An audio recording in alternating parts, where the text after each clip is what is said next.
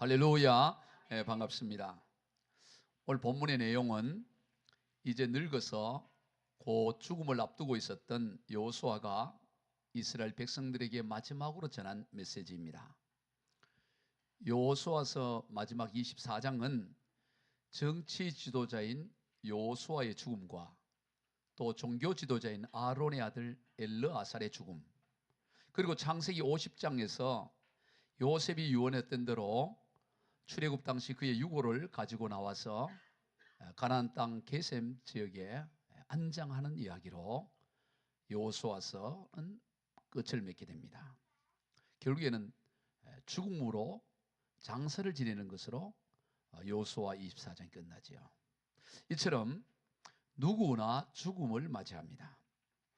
우리는 지난 주 중에도 유명한 이주실 씨라는 영화 배우 또 탤런트 그분이 돌아가신 소식을 들었고, 또 쨍하고 했던 날로 유명해진 차표 한 장, 인생은 네 박자인가 뭐 그런 것으로 유명한 송대관 집사의 죽음도 우리가 전해 들었습니다. 누구나 다 죽음을 맞이하게 돼요. 이러한 죽음 앞에서 우리가 무엇을 남기고 떠나야 할 것인가? 무엇을 남기고 떠나야 될 것인가? 어제도 예전에 알고 지냈던 어느 집사님이 저를 찾아와서 또 식사도 하고 교제를 하는데, 그분이 60이 이제 넘었길래 내가 그랬어요. 집사님, 60 넘어서 부자 될 생각하지 마세요. 돈을 벌려면 30대, 40대, 50대 버는 거지 60 넘어서 부자 될 생각하지 말고, 요즘 평균 수명이 80여 세인데 송대관 씨도 78세인가 얼마 있더랐는데 9세인가. 내 보니 집사님도 이제 20년이 안 남은 인생이다. 그 평균으로 보면. 그러니 주님 만날 계산하고 주님을 위해 뭘 할 거냐 이걸 해야지. 노후 걱정하지 말고 너무 노후 걱정하지 마라. 그 얘기세요. 우리는 한 번도 죽어본 적이 없으니까 우리의 죽음은 멀리 있는 것 같지만 언제 우리 앞에 죽음이 있을지 모르는 거예요. 다 죽음을 맞이하게 되죠. 그럴 때 우리는 어떤 인생, 우리 흔히 사람은 죽어서 이름을 남기고 호랑이는 죽어서 가죽을 남긴다 그런데, 이름을 남긴다는 게 단순히 그 이름 그 글자가 아니고 그 인생 전체를 말하는 거 아니겠어요? 오늘 우리는 무엇을 남기고 이 땅을 떠날 것인가? 오늘 이 본문을 통해서 살펴보았으면 좋겠어요. 이제 늙어 110세가 된 이 여호수아가 죽음을 앞두고 마지막으로 전한 메시지가 오늘 다 읽지는 않았습니다만 여호수아서 24장입니다. 여호수아서 24장에서 그는 그 이스라엘 백성 지도자들에게 그 마지막 메시지를 전하는데, 먼저 지나온 여정을 쭉 말해요. 아브라함의 아버지 데라로부터 시작해서 아브라함과 이삭과 야곱의 이야기를 하고, 또 모세와 아론을 통해서 출애굽의 여정, 그리고 요단 동편을 점령한 이야기, 그리고 요단강을 건너 가나안 땅을 점령한 쭉 과거에 아브라함의 아버지 데라로부터 역사를 쭉 이렇게 여정을 말하고 있어요. 그런 데 있어서 그 여정의 핵심이 뭐냐면 그 모든 여정을 하나님께서 친히 행하셨다. 하나님의 은혜로 지내왔다. 그게 2절부터 13절 전체의 여정의 핵심이에요. 그 중에 일부만 우리가 PPT를 보면서 같이 읽습니다. 내가 너희의 조상 아브라함을 강 저쪽에서 이끌어내어 이삭에게는 야곱과 에서를 주었고, 내가 모세와 아론을 보내었고, 내가 너희의 조상들을 애굽에서 인도하여 내어 너희의 조상들이 나 여호와께 부르짖기로 내가 너희와 애굽 사람들 사이에 흑암을 두었고, 내가 또 너희를 인도하여 요단 저쪽에 거주하는 아모리 족속의 땅으로 들어가게 하며, 내가 왕벌을 너희 앞에 보내어 내가 또 너희가 수고하지 아니한 땅, 너희가 건설하지 않은 성읍을 너희에게 주었더니, 하나님께서 내가 전부 하나님께서 행하셨다는 거예요. 전적인 하나님의 은혜로 이루어졌다는 것입니다. 성도 여러분, 우리의 인생을 돌아보면 하나님께서 행하신 하나님의 은혜가 아닌 것이 아무것도 없습니다. 내 힘으로 내가 한 것 같고 내 지혜로 내가 한 것 같지만 하나님께서 행하신 하나님의 은혜가 아닌 것이 아무것도 없어요. 언제나 이것이 우리의 고백이 되어야 될 줄로 믿습니다. 언제나 하나님이 하셨습니다. 죽음 앞에서도 우리가 남길 말은 지나온 인생의 여정을 돌아보니 다 하나님이 하셨습니다. 이게 우리의 고백이 되어야 되는 거예요. 저는 17년 전에 우리 새생명교회를 시작하면서 첫 설교할 때 마지막 퇴임 설교 제목을 말했어요. 그게 언제 마지막 퇴임?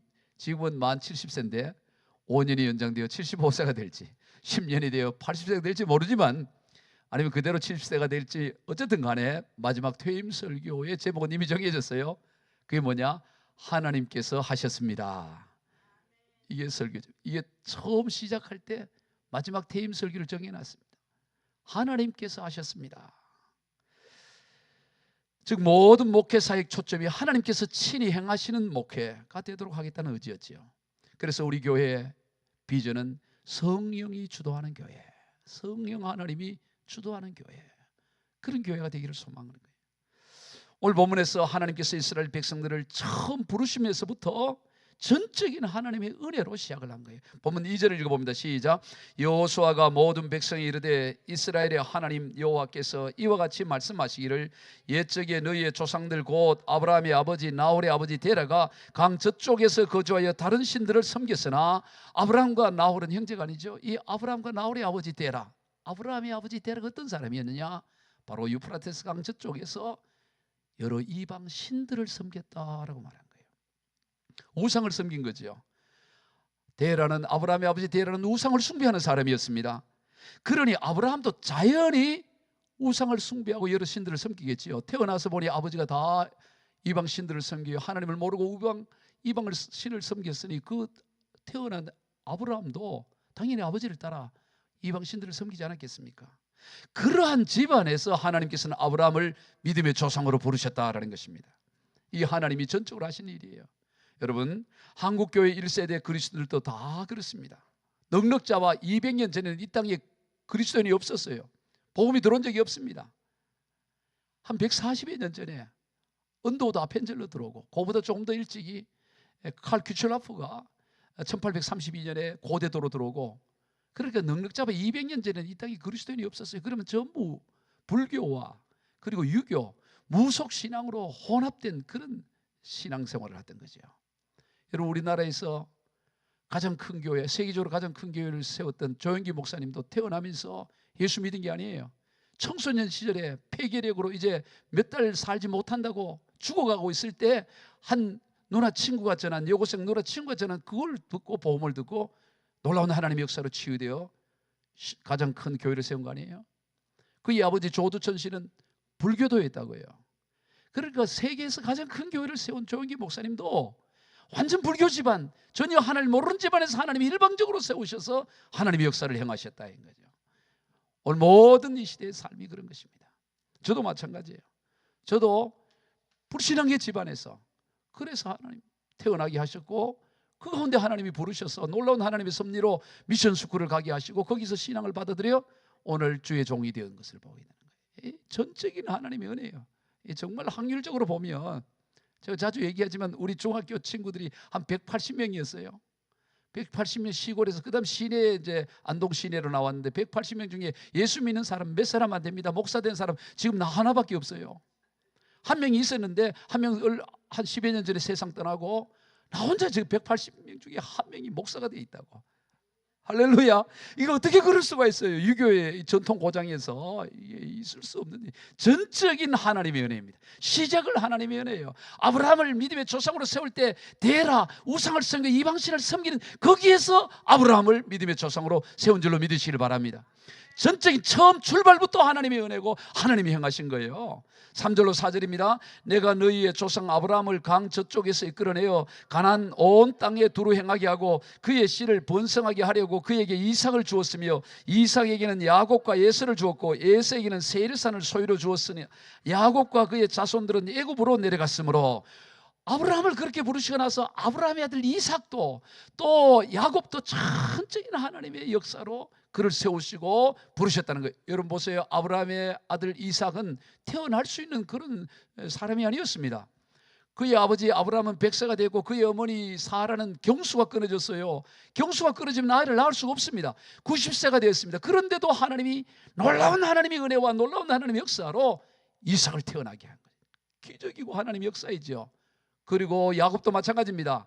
야곱의 어머니 리브가가 이삭과 리브가 사이에서 리브가의 뱃속에 있을 때에 쌍둥이 형 에서와 뱃속에서 어떤 일도 하지도 않았는데, 하나님은 뱃속에 있을 때, 창세기 25장에 보면 하나님께서는 이미 뱃속에 있을 때 야곱을 택하시는 것을 보게 되는 거예요. 야곱과 에서가 태어나서 어떤 일도 하기 전이에요. 그런데 하나님은 일방적으로 동생인 야곱을 어머니 뱃속에서 태에게서 12지파를 이루게 하는 그 조상으로 세웠다는 사실인 것이죠. 할렐루야. 하나님이 하신 거예요. 하나님이. 야곱이 뭘 해서 한 게 아니라고. 그를 태어나게 하시고 그 여러 과정을 통해서 12아들을 놓잖아요. 예를 들어 라헬과만 그냥 사랑하고 그랬으면 애 둘 놓고 끝난다고 12지파가 안 만들어져요. 그런데 장인 라반이 또 속여가지고 그 언니 레아를 갖다 붙여주고 또 서로 질투해서 또 몸종들을 붙여갖고 서로 경쟁해가지고 12명을 놓고 12지파가 만들어진다 이 말이에요. 이것도 하나님의 은혜인 줄로 믿으시길 바랍니다. 하나님이 12지파를 형성하기 위해서 야곱에게 12아들들을 놀라운 방법으로 세우시고 12조상을 세우신 것, 전적인 하나님의 은혜예요. 하나님이 하신 일이지 야곱이 한 일이 아니다 이 말이죠. 그리고 오늘 본문 5절입니다. 시작. 내가 모세와 아론을 보내었고 또 애굽에 재앙을 내렸나니 곧 내가 그들 가운데 행한 것과 그 위에 너희를 인도하여 내었느니라. 이스라엘 백성들이 400여 년간 애굽에 종살이를 하고 있을 때 무슨 국제 여론이 형성을 됐습니까? 무슨 대단한 것으로 이루어진 게 아니고 하나님께서 아론과 모세를 보내서 놀라운 기적과 능력을 행해서 전적인 하나님의 능력으로 저들을 애굽에서 벗어나게 하셨다. 그것을 지금 말하는 거예요. 지나온 인생을 돌아보니 모든 여정이 하나님의 은혜였습니다. 가나안 땅을 정복하고 요단 동편을 정복하고 모든 일들을 돌아보니 여호수아가 하나님이 하지 않은 것이 아무것도 없고 모든 것을 하나님이 하셨다. 이게 고백인 것입니다. 여러분, 오늘 우리가 인생을 마무리할 때, 아니 이 죽음 앞에서뿐만 아니라 우리가 날마다 삶 가운데서 고백할 일은 하나님이 하셨습니다. 모든 것이 하나님의 은혜입니다. 이게 우리의 고백이 되어야 되는 것입니다. 찬양 가운데 보면 주의 은혜라는 송경민 목사님이 찬양한 그 놀라운 찬양이 있어요. 내 평생 살아온 길 뒤돌아보니 짧은 내 인생길 오직 주의 은혜라.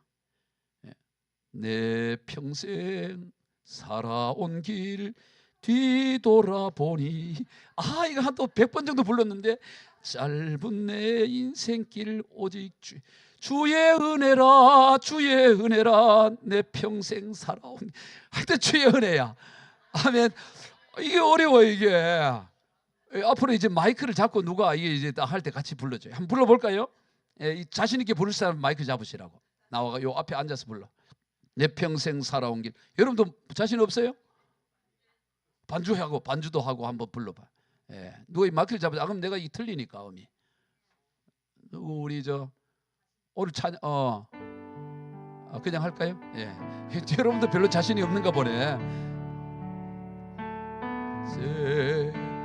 살아온 길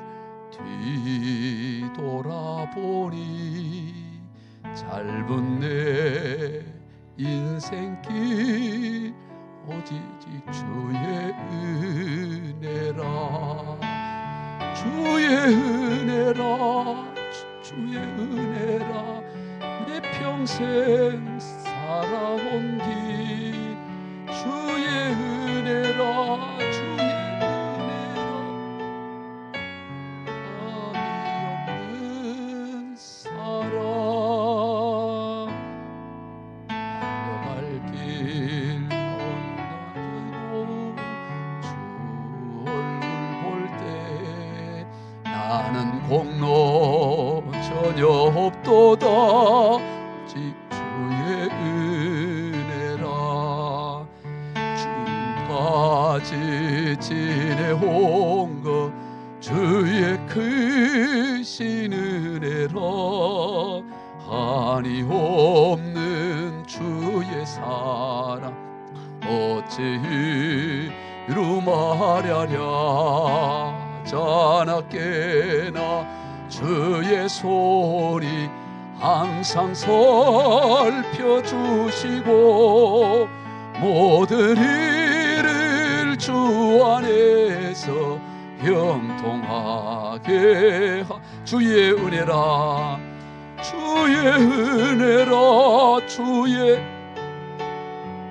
평생 살아온 길 주의 은혜라 주의 은혜 함이 없는 사람 달려갈 길로 주 얼굴 볼 때 다신 공로 전혀 없도다 오직 주의 나는 공로 전혀 없도다 오직 주의 은혜라.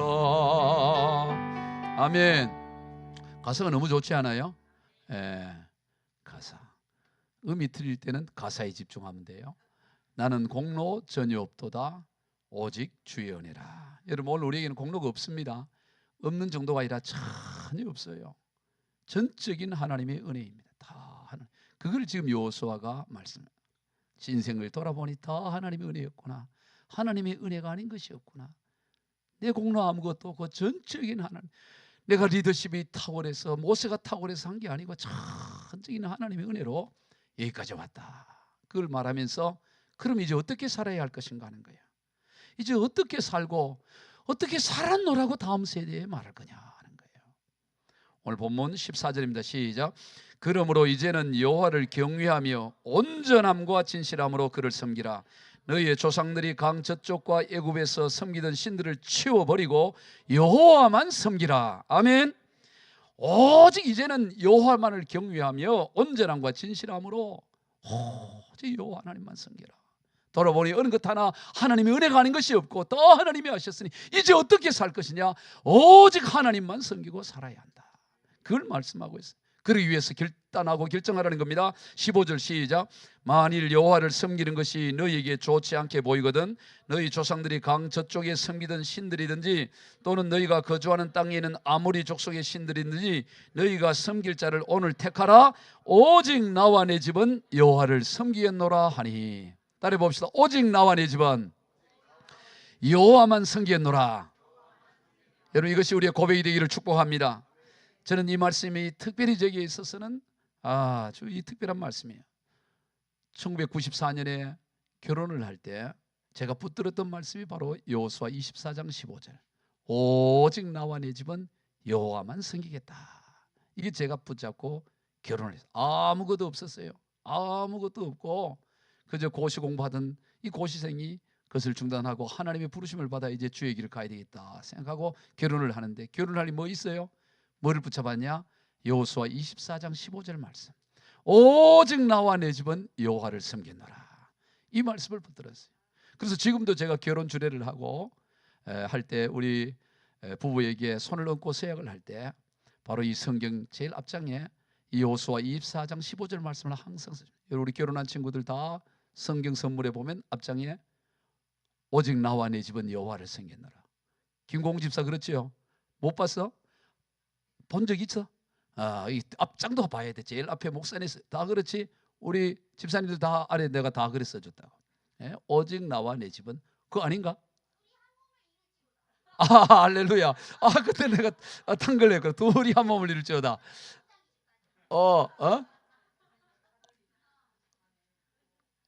그랬어요. 그것만 써놨어요. 죄송합니다. 이렇게 또 우리 저 박나인 집사님은 솔직해요. 그런데 눈치가 없어요. 자, 어쨌든 딴 사람도 있어요. 우리 저 집사님 한번 해봐. 성취 안 갖고 왔어? 다른 성제실 갔어. 집에 가면 다 있어요, 그죠? 집에 가보면 하면은 오직 나와 내 집은 여호와를 섬기겠네. 특별했는 것 같아요. 우리 저 김공 집사 부부는 이분은 특별했다. 둘이 하나 되는 게 더 중요하다. 그래서 둘이 한 몸이 될지어다 이거를 했는 것 같아요. 어쨌든 간에 저는 이 말씀이 참 제 인생에 중요한 말씀이에요. 오직 나와 내 집은 여호와를 섬기겠다. 30년 전에 그렇게 해서 가정을 세웠는데 지난주에 3박 4일간 제가 제주도 가족여행을 떠났잖아요. 가서도 이 말씀을 묵상하고 마지막 폐 예배 우리 예배를 드렸는데 마지막도 이 말씀을 붙잡고 나와 내 집은 여호와를 섬기겠다고 결단하고 결혼식하고 30년 전에 94년도에 제주도에 왔는데 이제 자녀 셋을 이루고 와게 되어서 내가 감개무량하다. 너희들도 아버지의 신앙을 본받아 오직 나와 내 집은 여호와를 섬겼다. 그 신앙 위에 믿음의 가문을 세워라.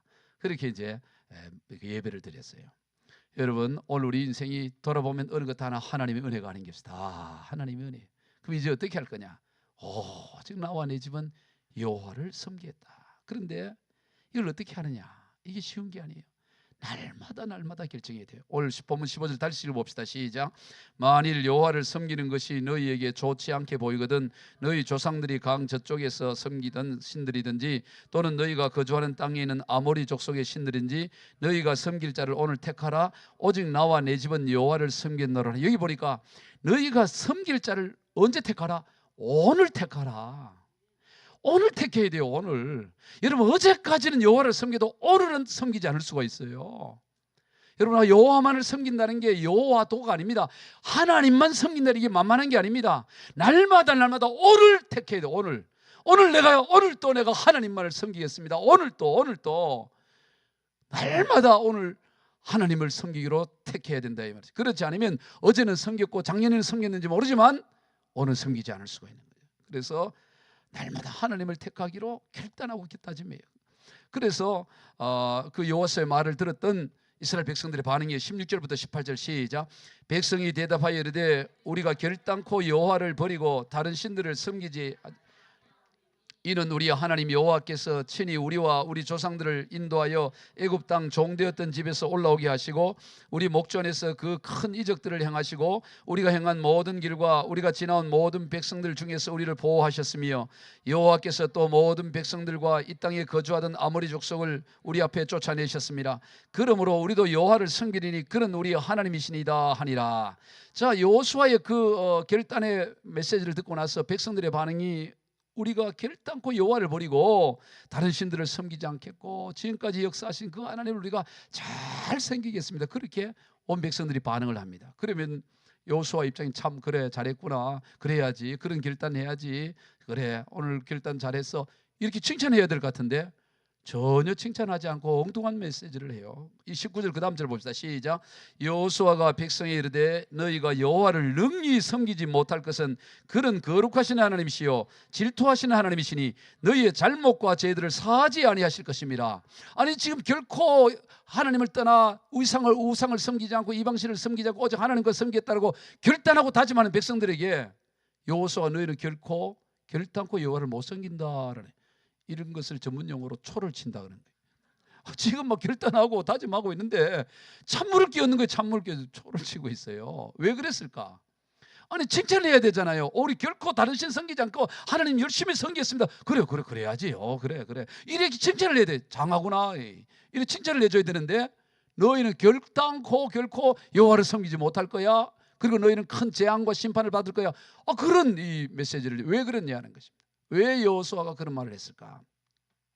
여호수아는 모세가 이전에 죽기 전에 요단강을 건너기 직전 모압 평지에서 모세가 세 편의 설교를 하잖아요. 그게 신명기는 모세가 죽음을 앞두고 모압 평지에서 가나안 땅에 입성하고 있는 이스라엘 백성들 자기는 건너가지 못하니까 마지막으로 전한 세 편의 설교가 신명기서예요. 그 신명기서에 보면 모세가 마지막 그도 죽음을 앞두고 뭐라고 얘기하느냐 이런 얘기예요. 너희가 그 모세와 함께 여호수아를 불러놓고 하나님이 하신 말씀을 듣는데 그 내용을 한번 보도록 합시다. 신명기 31장 16절 이하에 시작. 또 여호와께서 모세에게 이르시되 너는 내 조상과 함께 누우려니와 이 백성은 그 땅으로 들어가 음란히 그 땅의 이방 신들을 따르며 일어날 것이요 나를 버리고 내가 그들과 맺은 언약을 어길 것이라. 내가 그들에게 진노하여 그들을 버리며 내 얼굴을 숨겨 그들에게 보이지 않게 할 것인즉 그들이 삼킴을 당하여 허다한 재앙과 환난이 그들에게 임할 그때에 그들이 말하기를 이 재앙이 우리에게 내리면 우리 하나님이 우리 가운데 계시지 않는 까닭이 아니냐 할 것이라. 또 그들이 돌이켜 다른 신들을 따르는 모든 악행으로 말미암아 내가 그때 반드시 내 얼굴을 숨기리라. 그러므로 이제 너희는 이 노래를 써서 이스라엘 자손들에게 가르쳐 그들의 입으로 부르게 하여 이 노래로 나를 위하여 이스라엘 자손들에게 증거가 되게 하라. 모세에게 또 여호수아에게 하나님 뭐라 그러냐면 결코 너 가나안 땅 들어가면 적과 꿀이 흐르는 가나안 땅 들어가면 다 하나님 버리고 이방신 섬기고 그리고 하나님으로부터 재앙을 받고 큰 환난 틀림없이 그렇게 될 거니까 아예 노래를 지금부터 말한 걸 노래를 만들어서 백성들로 노래를 지어 부르게 하라는 거예요. 왜 그런 일이 일어났을 때 그 노래 가사를 기억하면서 아 맞아 그래가지고 우리가 이렇게 재앙당하고 환난당하는구나 그걸 노래. 그 다음 절 한번 봅시다. 신명기 31장 20절에 시작. 내가 그들의 조상들에게 맹세한 바 젖과 꿀이 흐르는 땅으로 그들을 인도하여 드린 후에 그들이 먹어 배부르며 살찌면 돌이켜 다른 신들을 섬기며 나를 멸시하여 내 언약을 어기리니 그들이 수많은 재앙과 환난을 당할 때에 그들의 자손이 부르기를 잊지 아니한 이 노래가 그들 앞에서 증인처럼 되리라. 나는 내가 맹세한 땅으로 그들을 인도하여 들어가기 전 오늘 나는 그들이 생각하는 바를 아노라. 그러므로 모세가 그날 이 노래를 써서 이스라엘 자손들에게 가르쳤더라. 아예 노래를 지은 거예요. 가나안 땅 들어가면 틀림없이 하나님 떠나 우상성이고 타락하고 하나님 재앙당하고 환난당하다. 이 아이들로 하여금 노래를 부르게 하게 한 거예요. 그거를 지금 여호수아도 세상을 떠나기 죽음 앞두고 백성들이 그예요. 너희들 지금 그렇게 다짐하고 결단코 하나님 떠나지 않고 이방 신들을 섬기지 않다 그 말하는데 아니야. 하나님 섬기는 게 그렇게 만만한 게 아니야. 너희들 결국 다 떠나게 될 거야. 그리고 하나님으로부터 큰 재앙을 당할 그 얘기를 하고 있다는 것입니다. 여러분 우리가 여기서 깨달아야 될 교훈이 뭐예요? 하나님을 섬긴다는 것이 결코 만만하지 않다는 거예요. 정말 그랬습니다. 모세가 말한 대로 여호수아가 말한 대로 여호수아가 죽고 나서 얼마 뒤에 다 하나님 떠나는 거예요. 그 얘기가 뭡니까? 여호수아 24장 다음은 사사기 1장이잖아요. 사사기 1장부터 전부 하나님 떠나서 우상 섬기다가 하나님으로부터 재앙을 당하고 고난당한 얘기가 사사기 전체가 그렇잖아요. 모세가 말했던 대로 여호수아가 말한 대로 심지어 노래까지 아이들이 불러 노래까지 부르는데도 불구하고 저들이 가나안 땅에 들어가니까 꿀과 젖과 꿀이 흐르는 땅에 가니까 풍요로움을 만나니까 다 하나님 떠나버리고 우상성이더라는 것입니다. 이걸 통해서 우리가 깨닫게 되는 경우는 뭐냐? 하나님을 섬기고 하나님을 예배한다는 것이 결코 만만한 게 아니다라는 거예요. 우리는 내가 하나님 잘 섬기는 것 같지만 그렇지 않습니다. 하나님 섬기는 게 결코 쉽지 않아요. 결단한다고 결심한다고 맹세한다고 노래 부른다고 그렇게 되어지는 게 아니다라는 것입니다. 그러면 어떻게 해야 될까요? 버릴 것을 완전히 버려야 되는 거예요. 다 버릴 것이라면 하나님이 주시지 않는 것은 그냥 과감히 다 버려야 되는 거예요. 오늘 보면 14절과 23절 읽어봅시다. 시작. 그러므로 이제는 여호와를 경외하며 온전함과 진실함으로 그를 섬기라. 너희의 조상들이 강 저쪽과 애굽에 섬기던 신들을 치워버리고 여호와만 섬기라. 23절 여호수아가 이르되 그러면 이제 너희 중에는 이방 신들을 치워버리고 너희의 마음을 이스라엘의 하나님 여호와께로 향하라리니. 자, 너희들 결코 못 섬길 거야. 그러니 너희들 속에 있는 그 이방 신들 생각을 다 치워버려야 돼. 자, 이 메시지를 듣고 있던 현장에 있던 이스라엘 백성들은 어떤 소리 하고 있을까요? 여호수아가 지금 뭔 소리 하고 있지? 왜 저런 소리 할까? 아니 우리 가운데 누가 지금 이방 신을 섬겨? 그런 생각하지 않았을까요? 지금 여호수아의 지도하에 있는 모세의 지도하에 있는 이스라엘 백성 중에는 이방 신을 섬기는 사람이 없어요. 우상을 섬기는 사람이 없습니다. 그런데 지금 너희들이 정말로 하나님을 끝까지 섬기려면 너희들 이방신들을 다 치워라고 할 때 그 소리를 듣고 있는 군중들은 백성들은 도무지 저게 뭔 소리냐 이 말이에요. 나와는 상관이 없는 소리를 들을 수가 있다 이 말이에요. 그런데 그렇지 않는 거예요. 여러분 이방신을 섬긴다는 것은 불상처럼 어떤 형상을 가지고 그리고 남녀 호랑계나 어떤 이런 대순 진리교 그런 데 가서 섬기는 걸 말하는 게 아니에요. 그것은 나중에 결과가 나타나고 지금 여호수아와 모세가 얘기했던 것은 뭐냐면 온전히 하나님을 향해야 되는데 하나님을 향하지 않고 그 마음이 다른 것을 향하면 그 자체가 지금 이방 신들을 섬기는 그런 행위로 규정하고 있다는 걸 우리가 기억해야 되는 거예요. 그래서 우리 23절을 한번 다시 봅니다. 시작. 여호수아가 이르되 그러면 이제 너희 중에 이방 신들을 치워버리고 너희의 마음을 이스라엘의 하나님 여호와께로 향하라. 즉 이방 신을 치우는 것과 마음을 하나님께로 향하는 것은 같은 개념인 거예요. 즉 다시 말해서 마음을 하나님께로 향하지 않는 것은 이방 신을 따르는 것이고 이방 신들을 치운다는 것은 오직 마음을 하나님께로 향한다는 것입니다. 여러분 오늘 우리의 마음이 오직 하나님께로 향하지 않고 있다면 우리는 비록 불상이라든가 이런저런 세상 종교를 따르고 있지 않다고 할지라도 이미 그 마음이 이방 신을 섬기는 것으로 하나님은 바라보고 있다라는 거예요. 여러분 왜 그럴까요? 왜 하나님이 그렇게 철저하게 우리가 하나님을 믿도록 하실까요? 막 그래도 그냥 좀 믿으면 좋잖아요. 근데 철저하게 믿어요. 왜냐하면 우리가 믿는 하나님은 이방인들이 세상 사람들이 믿는 그런 수준의 신이 아니기 때문인 것입니다. 예전에 시골에 보면 다 시골 사람들 다 불교도고 뭐 무속이고 다 그랬잖아요. 근데 보면 4월 초파일 되면 다 또 절에 가요. 또 유교 제사 지내고 다 하는 거 보면 근데 신기한 거 보면 4월 초파일 가까이 되면 어른들이 개고기를 드시잖아요. 그전까지는 개고기 실컷 드시다가 4월 초파일 가까이 되면 절대 개고기를 안 먹어. 왜? 절에 가야 되는데 개고기 먹으면 안 된다 그래. 아니 절에 가는 날만 안 먹으면 됩니까? 안 먹으려면 계속 먹지는 말든가. 뭔가 이렇게 그냥 고랄 그 정도로 보는 거예요. 그냥 복을 빌면 복을 주는 신, 그런 게 아니다 말이에요. 우리 하나님은 그런 하나님이 아니라 우주 만물을 창조하시는 하나님인 줄로 믿으시길 바랍니다. 그런 이방 신들이 수준의 그런 하나님이 아니라는 거예요. 차원이 다른 하나님이에요. 온 우주 만물을 창조하시는 하나님, 그 하나님을 믿기 때문에 우리가 불상을 섬기고 이방 신을 섬기듯이 하나님을 섬겨서는 안 된다는 것입니다. 온 마음과 온 정성을 다해 섬겨야 되는 것입니다. 여러분, 아무리 우리 과학기술이 발달했고 인공지능이 앞으로 발전한다 할지라도 세포 하나를 창조하지 못합니다. 아무리 앞으로 천년 만년이 가고 우리 주님 오실 때까지 인간이 아무리 과학이 발달돼도 세포 하나 창조를 못해요. 세포를 이렇게 전에 섞어서 이렇게 조합을 해서 뭐 이렇게 만들 수는 있지만 아무것도 없는 무에서 세포 하나 만들어내지 못한다고. 그런데 우리 하나님은 아무것도 없는 무에서 우주 만물을 창조한 줄로 믿으시길 바랍니다. 이게 얼마나 놀라운지 몰라요. 어떻게 하면 이 교원들이 이게 좀 잘 받아들일까 내가 고민을 했어요. 그래서 개미를 예를 들어야 돼요. 가장 작은 것 중에 하나가 개미잖아요. 여러분, 개미 우습게 보면 안 됩니다. 개미가요, 여러분, 개미가, 제가 이 자료를 찾아왔어요. 오늘날 이 전 세계에 개미가 몇 종류가 있냐. 우리가 볼 때는 개미가 뭐 그놈이 그런 거 한번 또 10대 개 있겠다 싶지만 전 세계에 있는 개미의 종류만 해도 12,000에서 14,000여 종이라는 거예요. 별의별 개미가 있어요. 그래서 어떤 개미가 있는가 한번 찾아봤습니다. 왕개미, 불개미, 곰개미, 침개미, 털개미, 각시개미, 불독개미, 사막개미, 레몬개미도 있어요. 레몬개미, 메가폰개미. 개미 이름이 메가폰개미, 비단개미, 버섯개미, 흡혈개미, 대머리개미, 산림개미, 벌개미, 유리개미, 유령개미, 미친개미, 작살개미, 화살개미, 총알개미, 테러개미도 있어. 그래, 요즘 저 좋은 데 있잖아요. 그 저 챗 GPT에다 개미 이름 50개만 알려주는 게 50개 쫙 나오는 게. 별의별 개미들이 다 있어요. 12,000에서 14,000여 종이 있으니까 이 엄청나요. 그래서 이 개미가 도대체 어떻게 세포가 얼마 있는가. 개미는 세포가 몇 개? 여러분, 사람의 세포는 약 60조에서 100조가 있잖아요.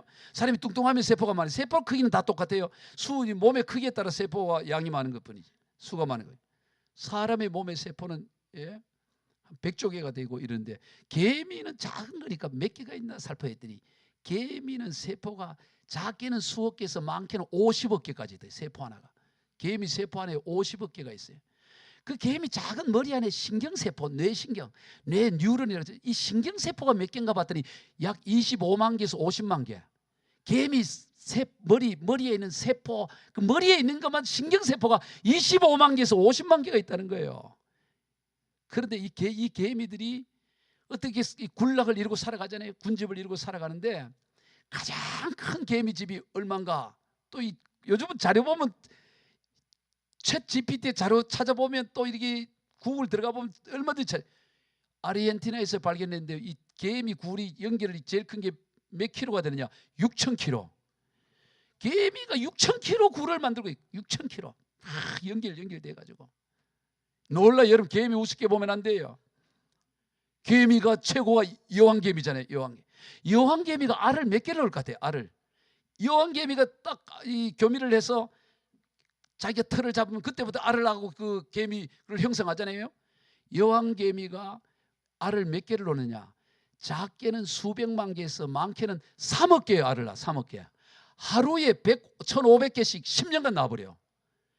한 번 딱 교미하고, 수개미를 한 번 교미를 하고 나서 알을 많게는 3억 개를 놓는다는 거예요. 15년 동안. 이야, 어마어마하죠. 개미 우습게 보지 말아라고. 알을 놓고. 그런데 이 개미가 이 놀라운 거에 서로 분담을 하는데요. 여왕개미는 알만 놓는 거예요. 알만. 계속 알로. 그 다음에 수개미는 이 여왕개미, 이 공주개미, 여왕이 되기 전에 개미를 공주개미인 거야. 날개를 갖고 이 수개미가 이제 한 번 딱 교미하고 나면 수개미는 그냥 죽어버려. 지 역할 끝냈으니까. 여왕개미는 길게 15년씩 막 사는데 수개미는 자기 역할 딱 끝나고 죽어버려. 야, 그것도 신기하잖아요. 그다음에 개미 종류 보니까 대부분이 일개미야. 일개미는 뭐냐면 다 암개미인데 그 여왕개미가 다 이게 이 호르몬을 해서 이 임신을 못하게 하는데 이 일개미도 보니까 평생 일만 나는 거예요. 일만 나고 계속 먹이 가져오고. 그런데 일개미 중에도 여러 가지 나눠지는 거예요. 일개미 중에도 그 알을 막 놓잖아요. 몇 개 놓으니까 그것만 돌보는 또 일개미가 있어. 계속 걔들 이렇게 돌보고 이거 먹이 죽이고 그 평생 그 알만 돌보는 거야. 그다음에 또 개미 중에서는 어디 먹이를 찾으러 가요. 먹이를 찾으러 다니는 개미가 있어. 찾으러 딱 찾아놓고 사인해주면 막 가서 가지고 오는 개미가 있고. 그다음에 뭐가 있냐? 병정개미가 있어요. 병정. 그걸 지키는 개미야. 싸울 때 나가는 개미. 일개미가 싸우러 안 나가요. 병정개미 싸우. 이 병정개미는 평생 놀아. 놀고 저 일개미들 가지고 먹고 놀고만 있어. 그러다가 싸움이 나면 가서 싸우는 거야. 그런데 싸움이라도 도망다니면서 놀고 있는 그런 개미도 가끔씩 있다 이러더라. 그런 개미들 세계도 아무것도 안 하고 그냥 빈둥거리는 개미도 있대요. 놀랍잖아요. 이 개미 세계가 보면. 이야, 그다음에 보면 또 이 굴만 파는 개미가 있어. 개미 집만 만들고 개미 집을 만들고 굴을 파고 그다음에 굴 보수하는 개미. 따라해봅시다. 옆 사람한테 개미 우습게 보지 맙시다 소리. 개미 우습게 보지 마. 예, 개미 우습게 보면 안 돼요. 예. 개미가 몇 마리가 있는지 알아요? 50경에서 1000경마리가 있대. 1000경. 경이라는 게 지금 뭐 우리가 인구가 81억이라는데 얘들은 1000경이야. 1000경. 그러니까 이 개미가 어마어마한 거예요. 그걸 누가 만들었어요? 우리 하나님이 만든 줄로 믿으시기 바랍니다. 창조주 하나님. 개미 하나도, 여러분 개미 하나도 놀라운 거라고. 전에 얘기했죠. 우리 몸에 있는 세포, 이 세포 하나의 DNA가 유전 정보를 갖는 게 2m가 된다 그랬잖아요. 그래서 사람 몸에 약 한 60조, 보통 한 60조 정도의 세포가 있으면 이 60조 세포의 DNA를 연결하면 지구를 몇 번 감을 수가 있다고? 우리 몸에 있는 DNA 60조에 60조에 있는 세포 하나마다 2m의 응축된 그 유전 정보가 담은 DNA가 있다고. 이걸 쭉 연결하면 몇 조가 돼요? 60조 곱하기 2니까 120조 미터가 되지. 120조 미터면 지구 몇 바퀴를 돌 수 있냐면, 여러분 한 사람, 그저 날씬한 사람 한 사람 그 몸에 있는 세포 다 빼가지고 유전 정보 쭉 DNA 연결하면 지구를 몇 바퀴 돌 수 있을 것 같아요? 300만 번을 감을 수 있어. 지구가 4만 킬로니까 사람 한 사람 몸에 300번도 3번도 대단한데 300번도 대단한데 3만 번도 대단한데 30만 번도 대단한데 300만 번을 감아버린다고. 100조의 세포, 좀 뚱뚱한 사람 100조 세포면 500만 번을 감아버려. 우리 몸에 있는 DNA를 가지고 연결하며. 하나님이 그래 창조하신 거야. 세포 하나가 그렇다고. 세포 하나가. 그런데 인류가 아무리 발달해도 세포 하나를 못 만들어내요. 창조를 못 한다고. 창조. 뭔가 조합해서 연결해서 뭐 붙이는 건 할 수 있지만 아무것도 없는 데서 어떻게 창조를 해요? 무에서. 우리 하나님은 세포를 창조하시는 하나님인 줄로 믿으시길 바랍니다. 하나의 세포만 아니라 이 엄청난 우주와 모든 만물, 개미 하나만 봐도 어마어마한 거죠. 개미 하나만 봐도 감탄스럽다고. 개미 하나만 봐도. 동물의 세계에 나올 때 여러분 개미 한번 들어가 보세요. 놀라운 집을 형성하고 저들이 저로 이게 전투를 벌리고 하면, 이야, 개미 세계가 정말 경이로워요. 경이로워. 그걸 누가 합니까? 하나님이 하신 줄로 믿으시길 바랍니다. 아니 그 하나님을 우리가 믿는데 어떻게 그냥 불상성 믿듯이 그렇게 섬길 수 있어요? 그런 하나님, 우주 만물을 창조하신 그 하나님을 우리가 믿는데 어떻게 대충 믿을 수가 있냐 이 말이죠. 온 정성과 마음과 혼을 다하여 믿어야 되는 줄로 믿으시길 바랍니다. 전심을 다해 믿어야 돼요. 전심을. 그리고 그 하나님을 경험해야 되는 것입니다. 하나님과의 실제적인 만남이 있어야 돼요. 그래서 하나님에 관해서 아는 것이 아니라 하나님을 알아야 되는 것입니다. 오늘 본문 31절, 사사기 2장 7절 이하를 또 읽어봅니다. 시작. 이스라엘이 여호수아가 사는 날 동안 여호수아 뒤에 생존한 장로들 곧 여호와께서 이스라엘 위하여 행하신 모든 일을 아는 자들이 사는 날 동안 여호와를 섬겼더라. 사사기서입니다. 시작. 백성이 여호수아가 사는 날 동안 여호수아 뒤에 생존한 장로들 곧 여호와께서 이스라엘 위하여 행하신 모든 큰 일을 본 자들이 사는 날 동안에 여호와께를 섬겼더라. 여호와의 종 눈의 아들 여호수아가 110세에 죽음에 무리가 그의 기업 경내 에브라임 산지 가스산 북쪽 딥나 헤레스에 장사했고 그 세대의 사람도 다 그 조상들에게 돌아갔고 그 후에 일어난 다른 세대는 여호와를 알지 못하며 여호와께서 이스라엘을 위하여 행하신 일도 알지 못하였더라. 자, 여기 보면 두 명의 대조적인 모습이 나와요.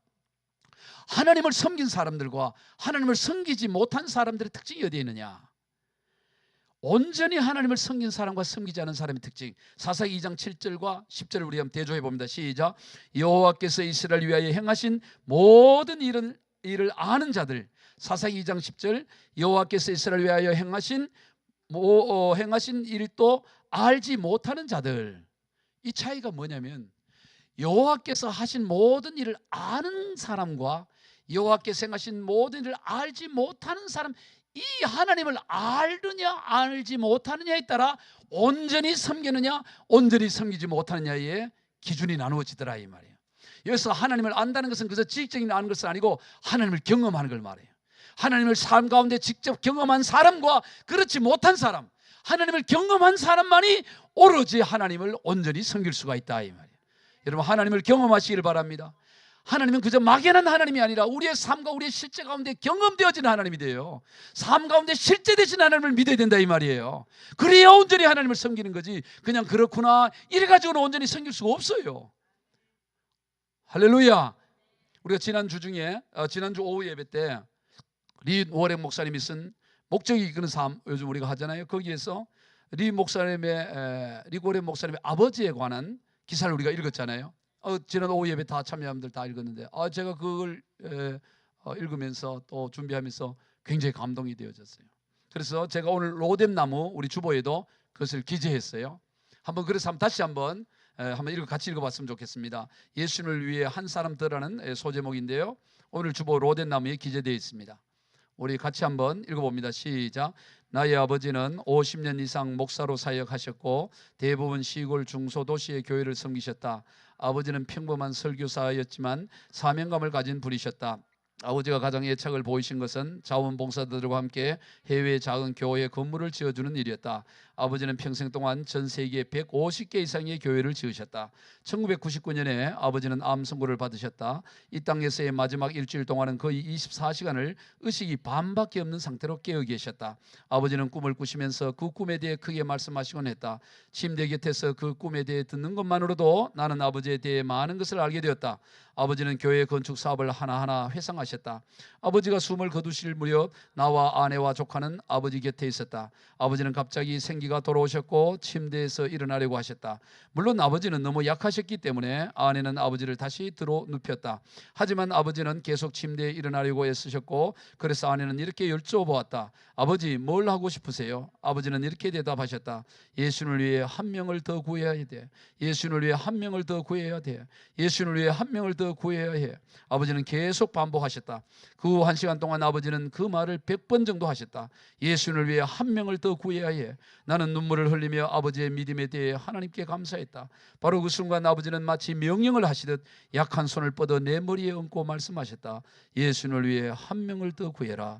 예수를 위해 한 명을 더 구해라. 나는 그것을 내 남은 삶의 주제로 삼을 것이다. 당신에게도 그것을 삶의 초점으로 고려해 볼 것을 원한다.